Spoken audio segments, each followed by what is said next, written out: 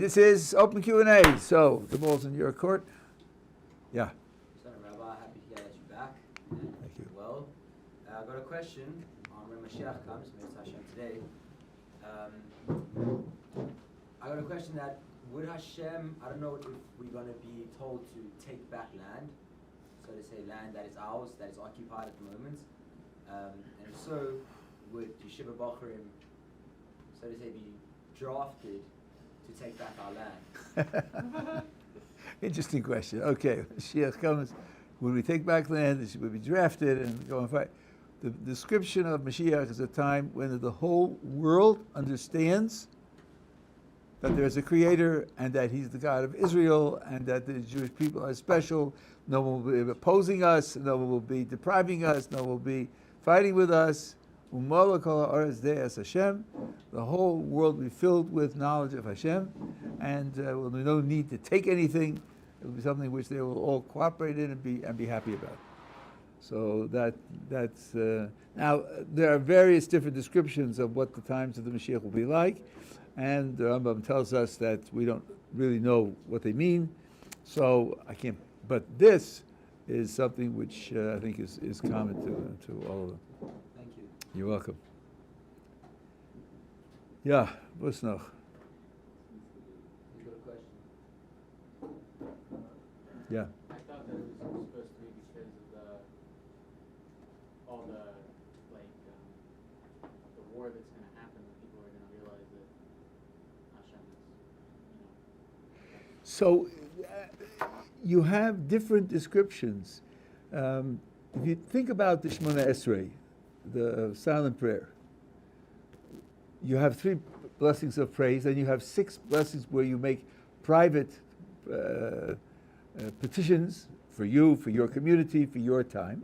And then there are 6, really 7 more, which are national. They talk about national, and they go up to the final redemption. Now, if you look at the order of the blessings there, you'll see that the very last blessing is coming of Mashiach, the last one, at the end. Not coming back to the land, and not restoring justice, and not rebuilding Yerushalayim. And that's based on the Gemara Megillah. That is one possible scenario where the Mashiach comes at the end. And it's all been done already. There are other possible scenarios. That's why the Rambam in Hilchos Malachim says the descriptions of the Messianic era are based on verses in the Tanakh, some in the Torah and many in the prophets. And the verses are vague and ambiguous and difficult to understand. And the Rambam says we have no oral tradition. And therefore, he says we're thrown back on the verses we don't understand, and therefore, we don't know exactly how it's going to happen until it happens. And he says, furthermore, it's not appropriate to invest time and effort studying these matters because they don't add to awe of Hashem and they don't add to the love of Hashem. Study how to do His will, study how to understand His Torah, and leave that to experience it when it comes. And we find in the Talmud different attitudes towards it. 2 of the Talmudic sages, the Amoraim, said, let him come, let the Mashiach come, and let me not see him. Because there is a prediction of a very disastrous war with many casualties, which again, no one is saying it has to happen, but it can happen. It's one of the, and they said, well, they're afraid of the test that will be they'll have to pass in living through those events. The Torah is very realistic about human psychology and human limitations, and being realistic is to recognize that it's a complex phenomenon and has different dimensions. There was a time many years ago when I perused some of psychology, and I think it's fair to say that the popular schools of psychological explanation and therapy each one has some truth in it, and each one makes the mistake of taking the some truth and making it the whole truth. There's not a sufficient appreciation for how complex and subtle the human being is, to the extent that we really don't understand very well what the human being is doing. And if you reduce a human being to a formula, whether it be Freud or whether it be Adler or whether it be Jung or whether it be existentialist therapy, if you reduce it to a formula, it's definitely not correct. They may have part of the truth, but because human beings aren't reducible to a formula like that. Even the one who has 64 different categories of people, and you can mold your picture. Miriam Adahan, who wrote about this, writes carefully and says, I'm not saying the categories are exact. I'm not saying that you push people into the categories. They guide your thinking. They guide your evaluation. But if you see people who straddle the two categories or in some other condition, you have to accept it and realize that it's only an aid. It's not really a complete description. Now, I'll just give you an illustration of this. The Gemara says that there are times when it is appropriate to pray that someone should die. Gemara in the Dorim. When is that? When he's got an incurable medical condition and he's in pain. Then, now of course, you can't take this as a general rule. You'd have to ask a rabbi to think about a particular case. It depends on the details. But there is such a category of people where you would pray that they should die.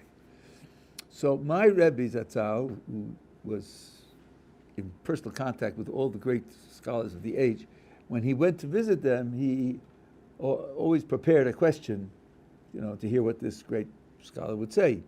And he went to Rav Shach Zatzal and asked him this question. Rav Shach said the following: when a person is in terminal disease and suffering terrible pain, he's undergoing a test of his emunah, his trust in God and his belief in God. And you're praying that he should be released from that test. And the example in the Gemara is Rabbeinu HaKadosh, the author of the Mishnah, the one whom we call our holy rabbi, Rabbi Yehuda Nossi. He was the one who, when he was terminal and he was in terrible pain, the whole yeshiva was praying that he should be saved, he should live, and his servant, his maidservant, was praying he should die. But because the whole yeshiva was praying, her prayers couldn't compete, so she caused a disturbance which distracted the yeshiva, and then her prayers went through and he died, and the Gemara says she was right and they were wrong. And from that, the Ran says there in the Dorim that there are times when we do pray that someone should die. Now, simplistically you could say, yeah, but isn't all of life about being tested? And when you respond to the test and you pass the test, that's life's biggest success. What do you mean you want to be reserved from the test? Yeah? When you do succeed, it's a great victory and you've accomplished a great deal. But also, there's a risk that it won't go well.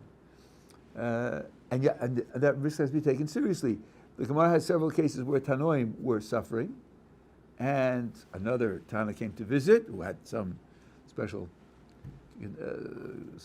merit, and the visitor said, do you want this suffering? And the patient said, I don't want the suffering and I don't want the reward. Lo heim v'lo schara. And then the visitor did something, prayed, and the suffering was relieved. So they themselves were realistic about what it means to stand in front of such a test. And we, every morning in the Holy Siddur, say, don't bring us into a test. So you ask, well, what do you say? You're going to give up your life? Give up free will? Give up? No. One purpose that a test can have is for you to take a certain type of situation seriously, realize how serious it is, and to make an effort to overcome it. What's motivating a person to say to God, please don't test me? He already realizes that the thing is serious, and he realizes that the test may cause him to do something which isn't appropriate, and he's afraid of doing the thing that isn't appropriate. He's already learned that lesson. By the very fact that he's asking not to be tested, it shows that he's learned that lesson. Under those conditions, the Kodesh Baruch Hu could listen to the prayer. So I'm just pointing out that all these things which depend upon the psychology of the people at the time and what kind of effect it will have on them are very subtle, very deep, and that's why you'll have different opinions, and one has to be prepared to spend your time in indecision and doubt, because we're not going to have a clear total picture. Yeah? No. Yeah. So the question, one who bad things happen to good people is probably like the most asked question. It's really frustrating to hear it again and again. But I've never heard a good answer, and I was wondering what your take is on that. Okay, pardon me for being pugnacious at the beginning, but you have a question and you want a good answer. Let me give you a comparison. What is it that makes people sick? I want to hear a good answer. I think you should reject that question. There are about 24 things that make people sick. You want an answer to what makes people sick? You're not in a position to understand the reality. And why good people suffer? Rav Moshe Chaim Luzzatto in The Way of God in part 2, chapters 2 and 3, has about 8 different reasons. And that doesn't exhaust all of them. There are many others as well. So what you really have to understand is an encyclopedia of reasons, and any answer you get is going to be partial. And if you take the ball and run with it, you're going to be in serious trouble. He told me this is why people suffer. No. He told you this is one of 20 reasons why they suffer, and there are another 19, so don't attribute everything to this reason because it's only one of 20. So once you understand that it's a complicated, I can give you a few examples, but I'm worried about someone taking one and saying, oh, this is the reason and therefore, and it's simply not true. One of the reasons that people suffer is that when they transgress, it leaves a mark. Transgression is not only a violation of the law and a violation of God's will, but it leaves a mark on the person's soul. And suffering can be rehabilitation for the soul. Maimonides writes that a person who does tshuva, this is the time of tshuva, no punishment follows. There can't be any punishment. It's a barrier in front of punishment that punishment cannot cross. Still, there are certain types of transgressions where it says, in order to rid yourself of the responsibility, to rid yourself of them, you need tshuva, Yom Kippur, and suffering. So the Rambam says there's no punishment, and the Mishnah says, and he quotes it, that it's going to be suffering. What's that suffering? That suffering is not punishment. That suffering is simply the result of what the person did to himself. That has to be rehabilitated. It's like surgery.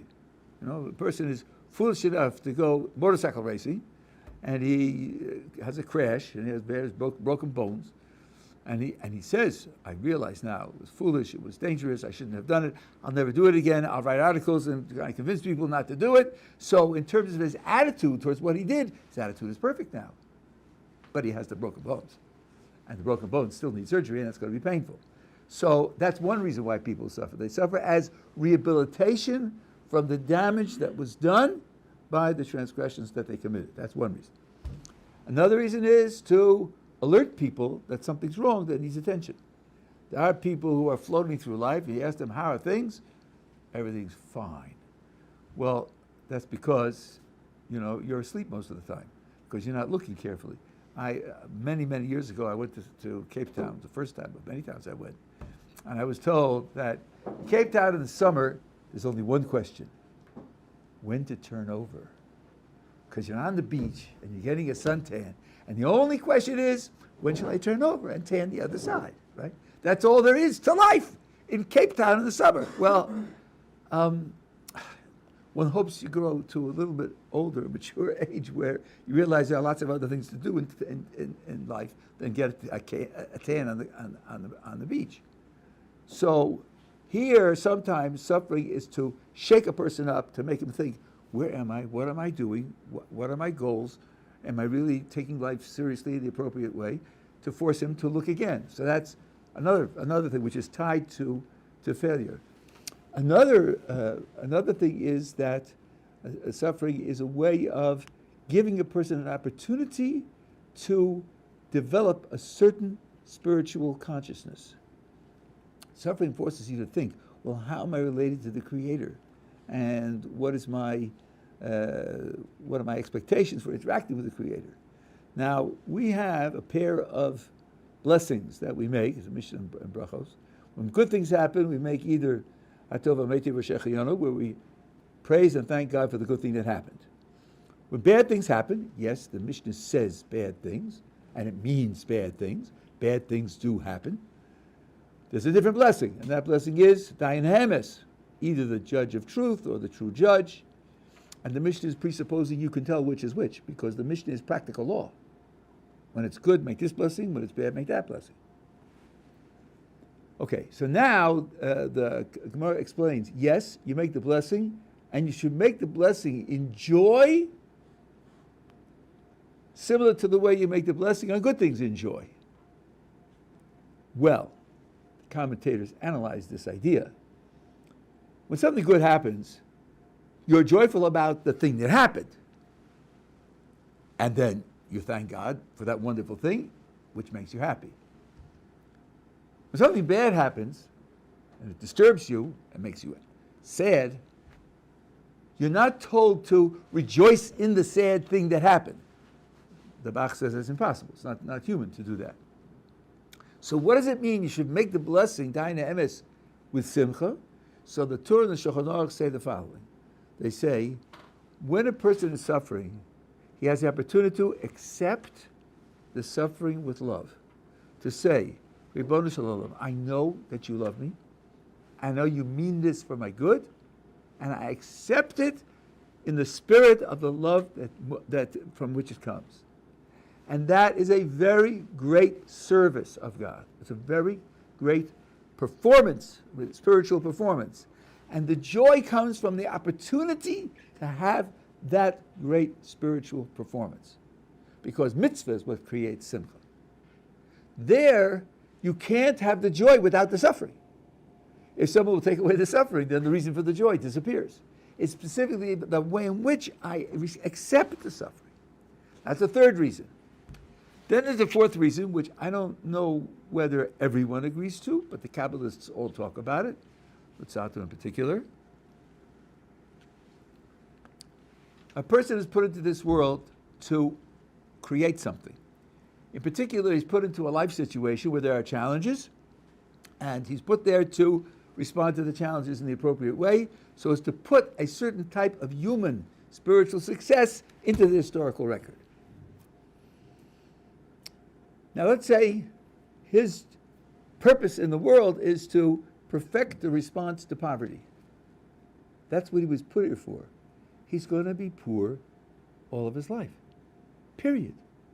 He can pray for money, it's not going to come. Why? Not because he's guilty. He's not guilty of anything. He's totally innocent. Not because God is distant from him. Not at all. On the contrary. He put him here for that purpose. This is the tikkun that he contributes to the perfection of the world.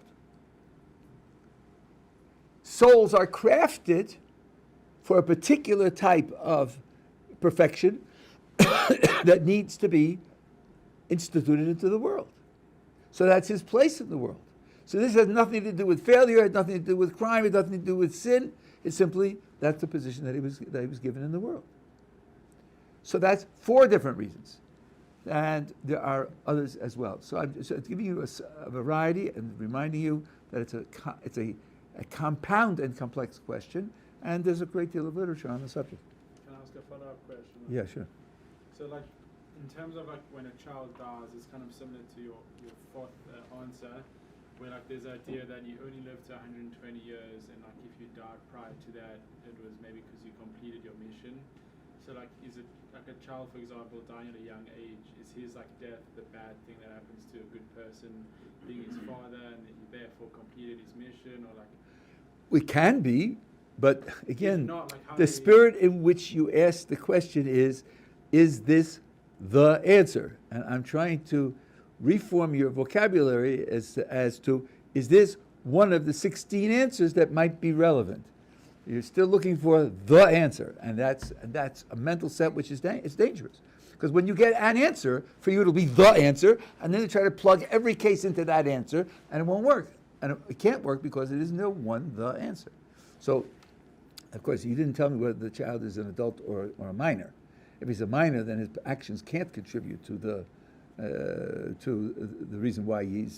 Like a minor, like why would You mean less than 13 for a boy? Yeah, why would Okay, so then there's another reason, which again, how shall I say it? It's certainly part of the Kabbalistic tradition, and the Hasidic world and the Sephardi world and many of the Ashkenazi world accepted. Would everybody agree? Maybe not, but that's reincarnation. That soul was in the world before, went through a whole lifetime, and left behind some baggage that has to be dealt with, and this is a way of dealing with it. So that's it. Now we have 5 reasons, and there are more. So, yeah, who's next? Yeah. I sent some questions, so I don't know the Oh. background of this question. So maybe you could help us. What is your opinion on the 3 oaths? I've heard you talk about how you disagree with Neturei Karta or Satmar on them, but what do you hold and why? If this can't be done in a question, I'd love it if you did a shiur on the subject. I have not examined. I read the writings of the Satmarova on it many, many years ago. I don't know it in great detail. It would be a great question for Rabbi Bradowitz. All the questions are great questions for Rabbi Bradowitz. He's phenomenal. But there is the idea that there are 3 oaths that we're supposed to have taken, and the Goyim. There are 3 oaths that limit our options of what we can do. And one of them is that we shouldn't take back the land of Israel by force. But one of the oaths is that the non-Jews should not put too much pressure on us. And now, since they clearly violated their oath, it could be that the oaths are a package deal. And since one is limiting them and one is limiting us, and they violated the one that was assigned to them, that may then mean that our oath is no longer limiting us either. Can Bob just explain what are the 3 oaths? I don't even know what is this about. Chazal say that HaKadosh Baruch Hu caused. I'm trying to remember what the 3rd one is. That Shalom Yalu B'Chava, we're not supposed to take the land. And made us swear. Who did it? When was it done? Was it done in dreams? Was it done in the world? I don't know. But this is the bottom line. There was an oath that we shouldn't take the land by force. And they took an oath not to oppress us too much. Too much is vague. Yes, it is vague. Okay, but the Holocaust is clearly over the line. And the Chmielnicki pogroms are clearly over the line. So there's no question that they violated it. And since one limits their added activities to us and the other limits our activities to them, there's an idea that there's a reciprocity between them. And if they violate their limitations to us, then our limitations vis-a-vis them no longer applies, and therefore we can take it by force. Then they say if the United Nations approved it, so we didn't rebel against the nations of the world. What about Iceland? What about Indonesia? What about Australia? I mean, the fact that the local population is against. That wouldn't be called rebelling against the nations of the world. And if we took it by force from them when the rest of the nations said okay, so then that wouldn't be a violation either. So there are historical subtleties and subtleties of how the oaths work that leave room for discussion. But this is very incomplete on my part because I've never studied it in great detail. Yeah.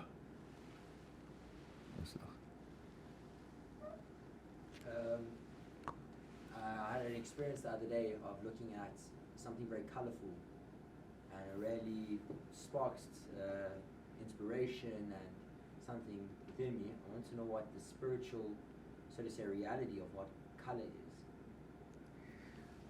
Well, I don't know if it's color or it's beauty that's moving you. I imagine a patch of color, just that color, with nothing else. Could be a nice color, but I find it hard to believe that would really inspire you. It's a whole scene which has multiple colors and they interact with one another in various ways. Well, the Torah talks about beauty. It says that Rivka was beautiful, and Rachel was beautiful, and Yosef was beautiful, and Esther was beautiful, and these aren't criticisms. It says that Jerusalem is beautiful. Klilas Yofi. The highest beauty. So I heard from Rav Moshe Shapiro, Zechron Livracha, one idea, and that is that beauty is supposed to express a kind of inner reality. And when it does so, the beauty itself is something that's positive. There's a famous verse in Eshes Chayil. Sheker achein v'hevel hayofi, false is charm and beauty is empty.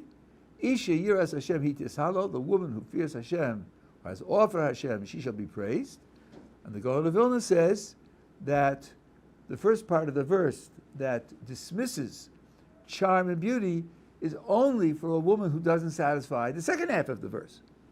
But if a woman does live on all for God and fear for God, then her charm and beauty are positive because they express that reality. How charm and beauty express that inner reality? So my Rebbetzin has had a thought about it. I read in one of the things that she wrote. Beauty is marked. Beauty is a tough subject, and there's no agreed upon analysis of it. And aesthetics is a backwater in philosophy where not a lot of great work has been done.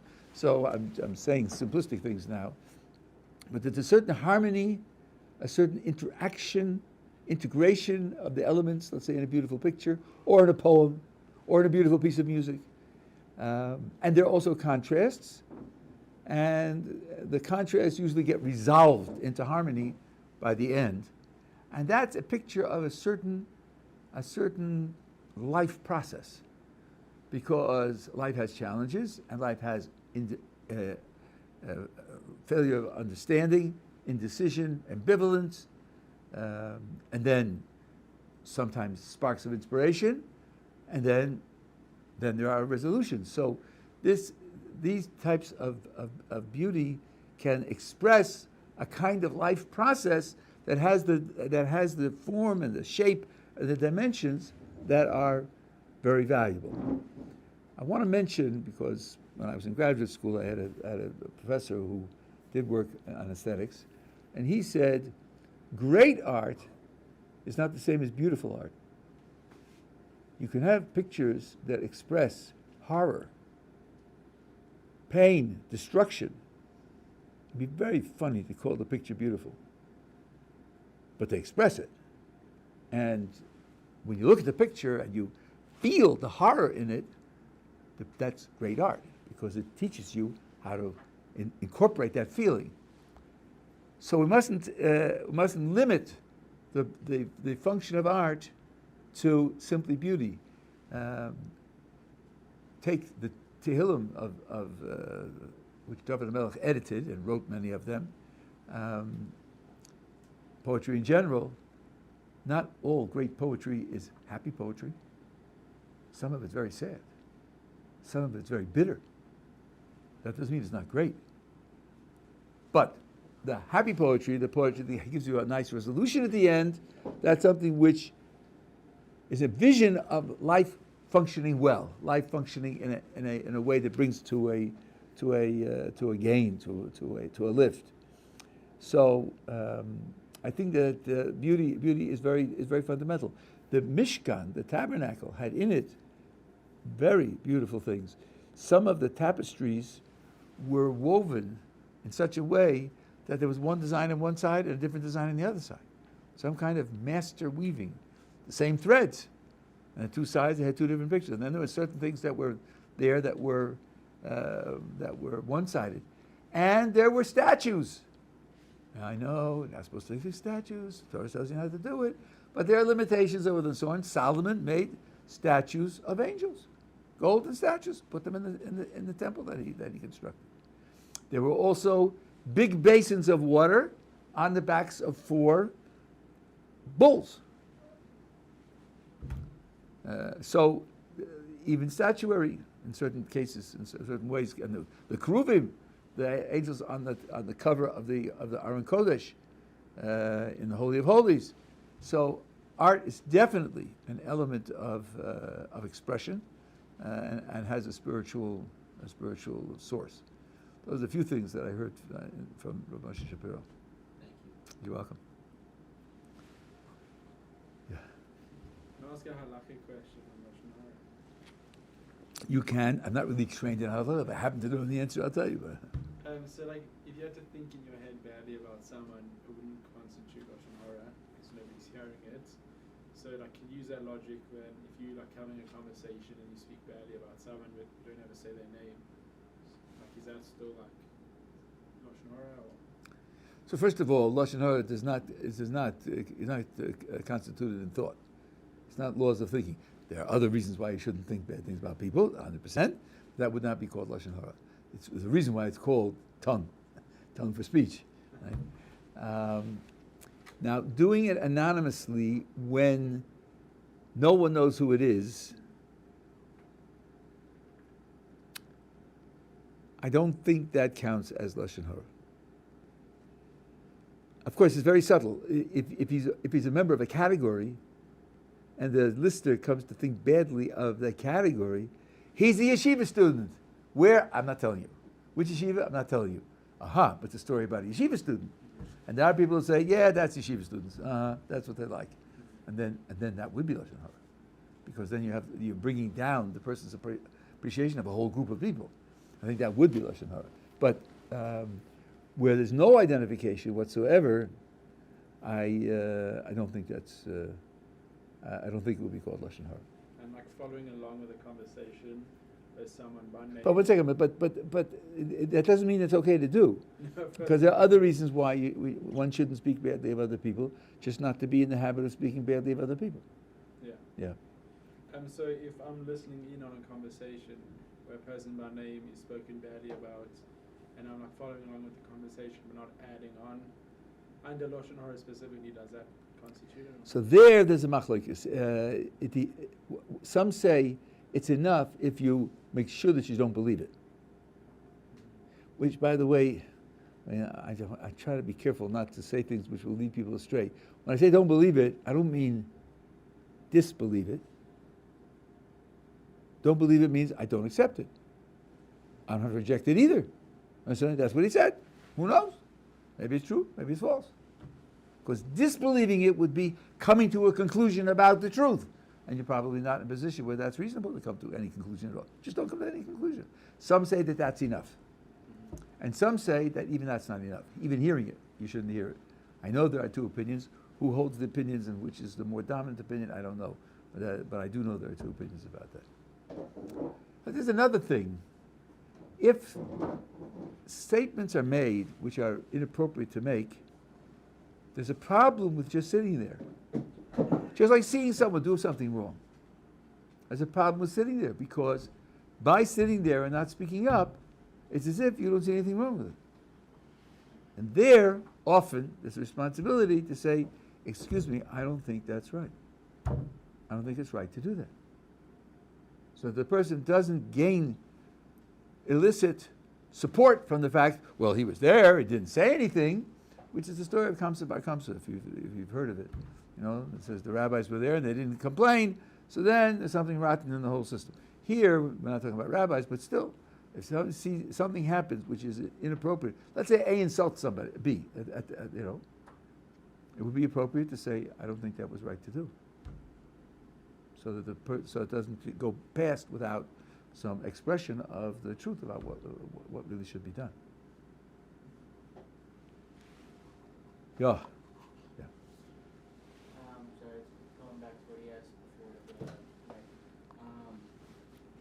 So your second answer was that another reason for the that bad things happen to good people was to alert somebody about the sin that they might be committing.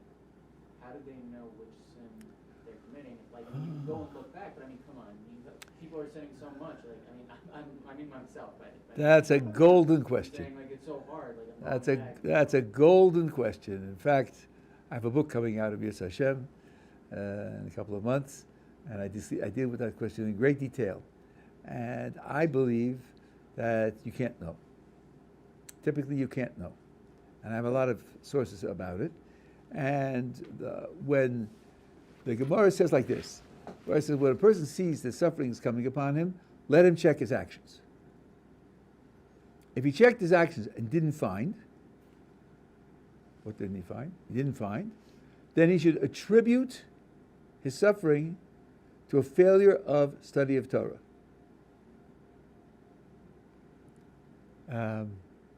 If he didn't find that, then he should know that the suffering is coming from God's love.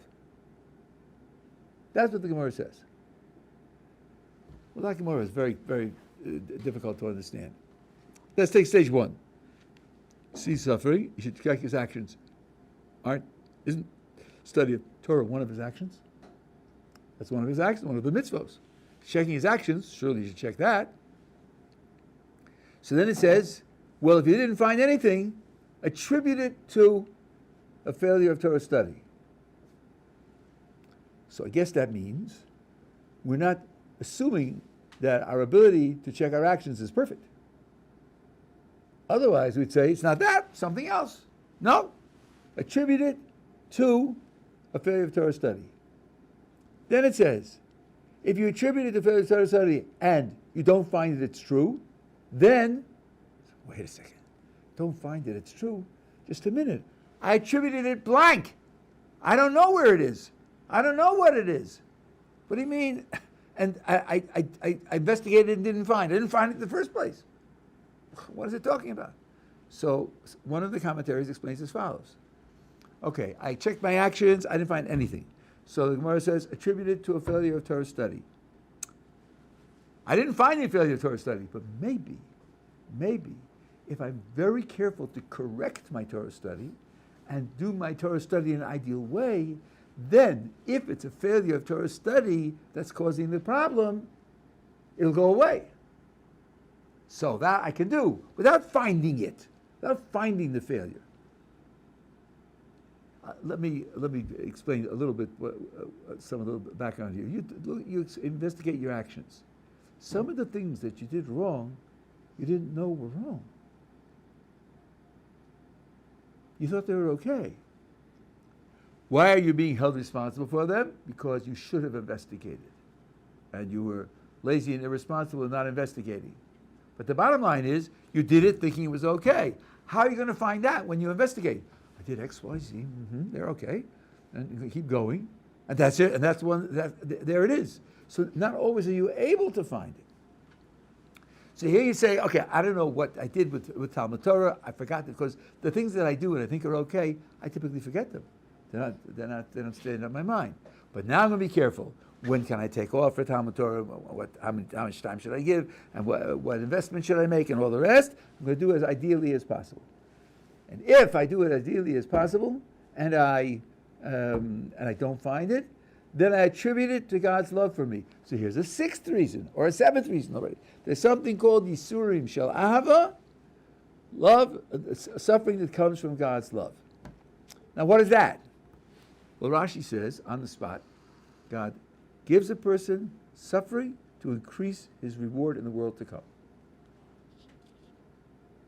And others disagree with Rashi.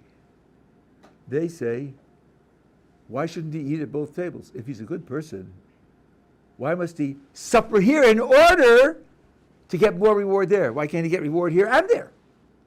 Why is it suffering that purchases more reward? So they reject that. The Rambam and the Ramban reject that. They have other explanations. The Rambam rejects the whole statement, because the statement of one scholar, and he says it can't be, it's not fit with God's justice. The Ramban says there are certain types of transgressions which are expiated by this type of suffering of love, because Baruch Hu loves you, and it's shogeg, transgressions that were done unintentionally, and they have to be cleansed, otherwise you have trouble in the world to come. And he says you can't cleanse them in Gehenna. He doesn't explain why. This is in Shar HaGamul. He says he doesn't explain why, so this is HaKadosh Baruch Hu's love for the person. So now, here's a case where the person's suffering is a matter of cleansing something that he didn't know about and therefore he couldn't find. So here you see that we're assuming sometimes suffering comes and you're not going to be able to find the right answer to what caused it. And there are many other cases like that as well. So the idea, one explanation is when it says when it's person's suffering, he should check his actions. It's not that he's looking for the cause of the suffering, but he's saying there must be something wrong. I can show that I care about this by trying to improve. Without knowing that this is the one that caused it. But HaKadosh Baruch Hu is telling me that I'm not ideal, that I have problems. I will try to improve some of my performance so as to show HaKadosh Baruch Hu that I care about this. And if you have heard of the concept of Mida Keneged Mida, I have a long discussion of that in the book, and there too, it's very, very difficult to pin down, using that concept, exactly why the suffering comes. So the attitude is that I take responsibility for the suffering, and act it out by improving my performance without claiming to have identified the particular sin that's causing the suffering. Learn to live with ignorance. That's the lesson that I try to give in the book. How long would one, like, having made the changes and, like, living in an improved way, how long would it take before one says, like, okay, that's not working, or like, oh, it's like... Again, your words say, I'm trying to do something to end the suffering. But now, according to the Kabbalists, one of the reasons for suffering is that's what you're put in the world to perfect. So it's not going to work. Nothing will work. Nothing will work because this is what you put in the world to do. So one mustn't think of finding the magic, the magic bullet, the silver bullet that's going to cure it. Maybe it's not something that can be cured. It should be cured. I'm asking more so like in the Gemara that you were talking about. It said, like, okay, you should examine your actions, and then if you fail to find anything, then you like improve your Torah study, attributed Torah study, you improve that, and then if the Torah study like doesn't fix the problem, then something else. But like, how long do you know until it hasn't fixed the problem? Oh, I see. Oh, I see what you mean. The second stage. Like you could improve your Torah study and keep improving it, and it's been 2 years. At that point, do you say like, okay, it wasn't the Torah study? I don't know. It's a good question. I don't know how long it would have to be. And you'd have to have some external certification that, as far as can be humanly determined, you're doing a perfect job, which you could have. You could have that. There are people who have had that. So, but I have no way to evaluate that. And this is part and parcel of a whole set of questions about self-knowledge. When should I keep trying to do it this way, and when should I switch my strategy and do it a different way? Sometimes the Kodesh Baruch Hu just wants more effort, and sometimes the decision to use this strategy is the wrong decision. What you need to do is go to people who know the whole Torah and are great spiritual people. The Chafetz Chaim, who died in 1933, was quoted a number of times before he died that the First World War was child's play. So in round numbers, First World War, about 15 million people died, and in the Second World War, 60 million people died. Did he know something? Probably he did. Probably he knew that something worse was coming. How did he know? Either because he understood the Torah in that depth that he could draw it out of the Torah, or because Sod Hashem Li'Reyav, the Kodesh Baruch Hu shares things that otherwise can't be known with those who have this relationship with him. The Chafetz Chaim also said that Purim and Hanukkah teach us two lessons. Purim teaches us that if the non-Jewish oppressor wants to murder all of us because we're Jews, then the right response is tshuva. That's what turned it around at Purim. Tshuva. Hanukkah, the goal of the oppressor was to extinguish the Torah. Then we fought them. And we won. And that's what we should learn. And he said that in Russia, the Russian Revolution, an installation of the communist regime, communist dictatorship, we missed the boat. We should have gone to the forests and fought them, because they were trying to stamp out Yiddishkeit. They didn't want to just kill Jews. They didn't kill Jews. They used Jews in their Yevsektia. So these are things which great people can see, and because they are masters of the whole of the Torah, they can reveal them to us. And one can go to such people and say, look, here I am, here's what I've done, here's what I've done to try to improve. Shall I? And of course, what will be the what we call the nafkamina? Say, yeah, you've done enough time, it wasn't that, so now I can go back to doing the study of Torah haphazardly. Oh, I don't have to be so strict anymore because it's not working anyway. Not working. That you have to say, I'm doing this much better. That's a profit that I've had out of this. And okay, so then even though that Gemara says it's A, B, or C, I guess what you have to do is expand the category of Yisurim Shel Ahava. For example, here's another type of suffering: when the Kodesh Baruch Hu puts someone through a test. Tests are very difficult. Tension, worry, that's suffering. So maybe you heard about Abraham's sacrifice of Isaac, where he was told to sacrifice Isaac, and he was prepared to go through with it, and at the last minute, Kodesh Baruch Hu told him not to do it. His being willing to do it was enough to show that he appreciated it, and he was willing to follow God's command, and it didn't need to happen in action. And then the Torah says, the angel says to him, God swears that because you did this thing, you'll have various benefits. So the Midrash asks, God swears? Why is God swearing?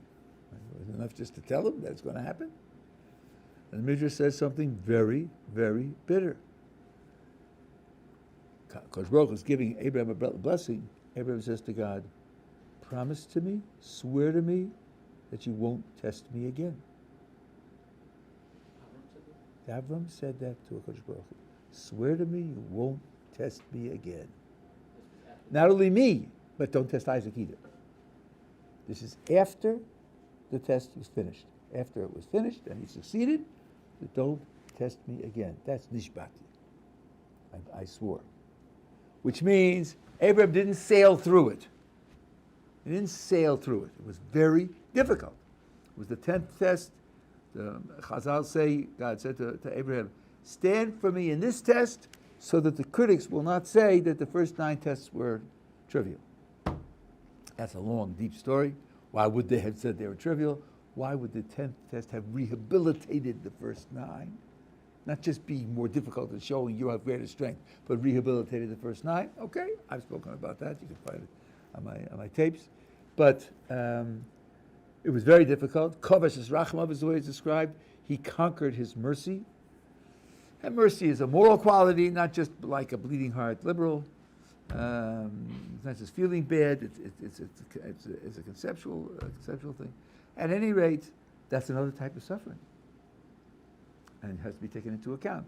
I have that in my book also, where talking in great detail what that status of the suffering of tests, which is now number 8. Right, we've had 8 out of 20.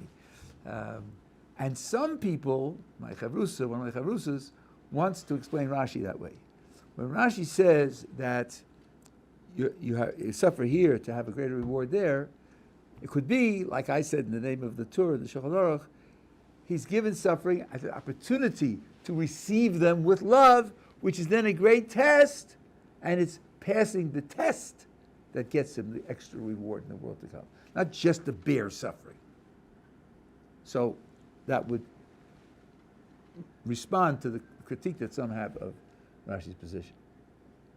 But because of the continued discussion, you're beginning to see there's a tremendous variety, and they don't all fit in one category. And they're certainly not all a matter of guilt. Certainly not all a matter of guilt.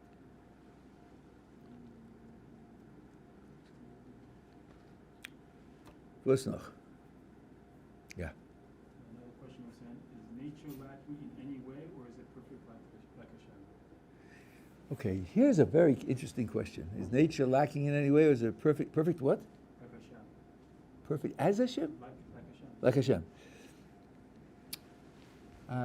Imagine the following experience. I get a package in the mail as a box. And on the box is a beautiful picture. I think, wow, somebody sent me a picture. That's very nice. I could frame it and put it up over there. I open up the box, and it's full of irregularly shaped pieces of cardboard. Wow. Somebody destroyed the picture. Some kid got to the picture with a scissors, and he ruined my picture. I want my money back. No, it's a gift. Okay, I'll tell him. No, it's a picture puzzle. It's a picture puzzle. Is it a perfect picture? Well, it's a perfect picture puzzle. It is a picture puzzle. It's perfect, right? It's not supposed to be a picture. It's supposed to be a picture puzzle. So when we talk about something being perfect, a lot of it is it perfectly suited for its purpose? Not is it perfect in some abstract way. Now, someone could say, sickness? This world is not perfect. If it were perfect, there wouldn't be any sickness. Well, that's in ignorance of what the purpose of the world is supposed to be.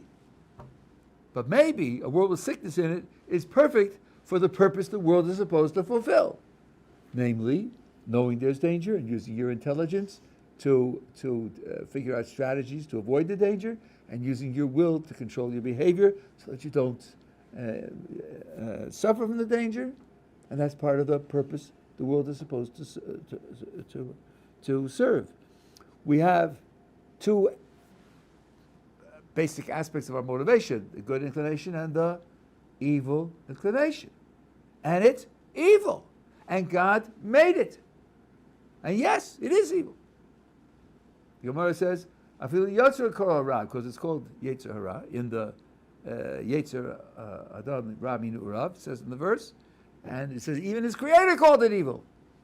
Of course, it's evil for the sake of good. You say, how could this world be perfect if it has evil in it? It could, because the existence of evil in the world is perfect for the goal the world is supposed to fulfill. So in that sense, nature is certainly perfect.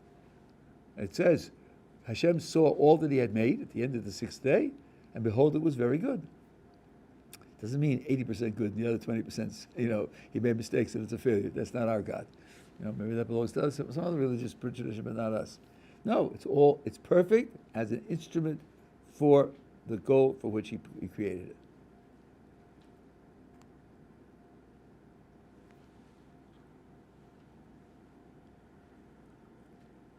It's a little bit like vestigial organs, which is a double lesson. There's supposed to be organs in the body or in the limbs, the way the limbs are arranged, which is suboptimal, because evolution tinkers with the previous design and only makes local changes and local improvements, and it has more offspring that will carry along all the failures, and only has to be good as a whole. And if it has failures in it, if there's the good outweighs the failures, it's going to be an evolutionary success, so on and so on. And they take the existence of vestigial organs, which don't function perfectly, according to them, as part of the evidence that evolution is correct. Well, first of all, their blindness, simplicity, childishness in analyzing what the organs do caused them to make many, many mistakes. The eye is optimally designed, with the optic nerve going down through the middle of the retina. It's optimally designed. You can read about it. And the other elements in the body. The appendix does store bacteria, and studies have been done that people without an appendix recover less well from certain types of surgery, just that in the evolutionary atmosphere, no one will pay you to do the study because they don't want to find out that maybe it has a use. But it does have a use. So that's one thing. The science was done very poorly in a prejudiced way. But if you ask what HaKadosh Baruch Hu wants out of the human body, then what you think of as a perfect human body may not be relevant. One very great contemporary philosopher, Peter van Inwagen, points out, if you want to use science to attack religion, you're always going to have some religious premise in your scientific argument, otherwise it won't be relevant. God can't be running the universe because of this. What? The elbow is a poor joint for lifting weights. Because the elbow is a poor joint, therefore God can't be running the world? How do you make the connection? Well, if God were doing it, he'd make the body perfect. Oh, really? Well, let me ask you, where did you get that from? You're talking about God now. You didn't learn that in a laboratory. You didn't learn that from observing nature. You must be taking it from some religious tradition. Show me the source. What religion says that? You always need a religious commitment against which to play the scientific finding in order to draw a conclusion that God can't be the one that's doing it. And those religious commitments, the people who do it, like Dawkins and what's the psychologist's name, was all the rage nowadays. Forget his name. These people don't take responsibility for the hidden religious premise. So their arguments typically they're just not addressing the right subject. Anyway, so that's what has to be done when you talk about perfection of nature or anything else. Yeah, you have a last question there? Then I'm going to quit. The idea of having multiple wives, it goes against the idea that man and woman are two halves of the soul, that we can have to become whole. How do we explain the avot having multiple wives? Multiple wives. Well, there are a few things to say here. First of all, if you read the words, I know that's a radical suggestion today, but you might try it. All of the multiple wives that they had only because others wanted them to do it. Sarah asked Abraham to take her handmaid to wife. And Rachel was substituted by Leah, and to marry her at all, she would be the second wife. Leah didn't ask for it, but Rachel shouldn't be lost. And then the handmaids, each of his wives told him, please take the handmaid. So they didn't opt for it, they didn't do it. It was pushed on them, number one. Number two, the commitment to monogamy, to me, is a little odd. There are always more women than men. Because men kill themselves in stupidities like war and motorcycle and bungee jumping and drugs and so forth and so on. So to enforce monogamy means some women can't be married. Really?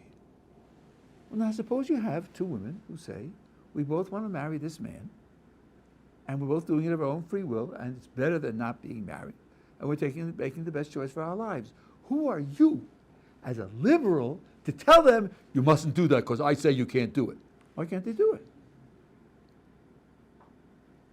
Polygamy allows for women who want to be married to be married. Well, in our tradition, you can't marry a woman against her will, so she's got to opt for it. So, now, the idea of two halves of one, the question is whether one person can't play that role too many. And there are sources which talk in Kabbalistic terms that a man can play that role for many women, and a woman can't play that role for many men. I can't. I'm just reporting to you. I can't explain it. I don't know well enough to. But that, of course, you're right. That's the bottom line. Bottom line is what's the spiritual reality, and that a man can present himself wholly to many women. And if that's questionable in your mind, if that's odd in your mind, well, let's think. Suppose you have 4 children.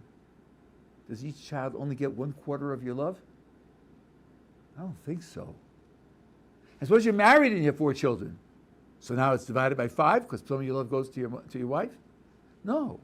You can wholly love your wife and you can wholly love each child, can't you? So it is possible for one person to wholly love a number of other people. That's not an impossibility. Now the question is whether it's just divided by sex. And that's what the Torah is teaching us ultimately, that a man can wholly love more than one woman, and a woman can't do that for a man. If that bothers your sensibilities and it bothers your feminine commitments, okay, so then it's something that you'll have to struggle with. But that's the ultimate explanation. It's got to be in spiritual terms. That's quite correct. Okay, very good.